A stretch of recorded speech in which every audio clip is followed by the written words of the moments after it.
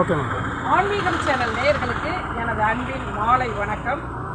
நாம் ஏன் திருக்கோவில்களில் மட்டும் போய் நான் ஏன் சாமி கும்பிடணும் அப்படின்னு கேட்டால், கோவில்களில் மட்டும்தான் இறைவனுடைய அனுக்கிரகம் கிடைக்கும். இறைவன் எழுந்தருளி உள்ள இடம் திருக்கோவில் மட்டுமே. ஏன் அப்படின்னு கேட்டால், இப்போ பசு இருக்கிறது, பசு நமக்கு பால் கொடுக்குது. பசுமாட்டில் பூரா பால் இருக்குது தானே.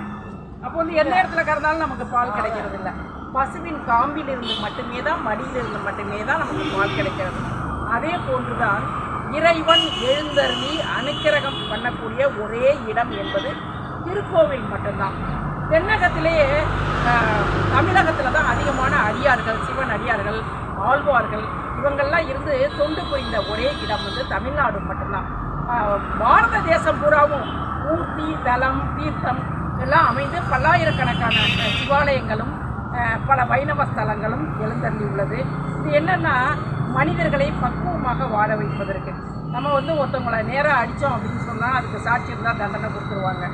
அவங்கள வந்து வேறு ஏதாவது வாய் வழியாக பேசினோம்னாலும், இல்லை வேறு ஏதாவது நம்ம திருடுனா பொய்யா இதெல்லாம் பார்த்து ஒருத்தவங்க கண்டுபிடிச்சிட்டாங்கன்னா நமக்கு கண்டிப்பாக விட்னஸ் இருந்தால் சாட்சி கிடைச்சிடும். ஆனால் நம்ம மனதளவில் தப்பு பண்ணிக்கிட்டு இருந்தோம்னு சொன்னால் அதுக்கு சாட்சி வந்து இறைவன் மட்டும்தான். அதனால் மக்களை நல்வழிப்படுத்தி, மக்களை ஒழுக்கமான, நேர்மையாக, நல் வழியோடு நன்னெறியில் வாழ வைப்பதற்காக தான் திருக்கோவில்கள் உருவாக்கப்பட்டுள்ளது. திருக்கோவிலுக்கு செல்வோம், வாழ்வாங்கு வாழ்வோம். நன்றி, வணக்கம்.